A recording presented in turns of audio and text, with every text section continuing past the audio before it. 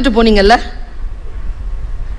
9:30 மணிக்கு வீட்டில் ஆரம்பிக்கும் தோசைக்கல் வைக்கிறதுலேருந்து 11, 12 வரைக்கும் வீட்டில் இருக்கிற எல்லாருக்கும் 2 பேரும் பேசுனதையும் சொல்லி முடிச்சுட்டு தான் பொம்பளைங்க தூங்குவாங்க.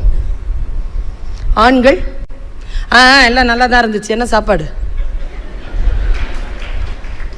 அவங்க என்ன பேசினா, அவங்களாம் பேசுறது தான் கேட்டுட்டு தானே இருக்கிற, தான் பேசுனாங்க. காலை வேலைக்கு போனோம்ப்பா, ஏன்பா கூப்பிட்டேன் வந்தியா, வரல போ. இது ஆண்கள் மொழி, இது பெண்களுக்கு பிடிக்காது.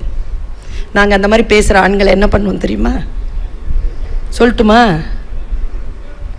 இப்போ ஒன்றும் சொல்ல மாட்டோம், உங்களுக்கு 65 வயசு ஆகட்டோன்னு காத்துட்ருப்போம்.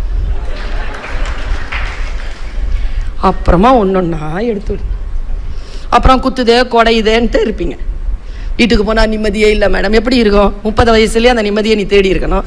இல்லைல்ல,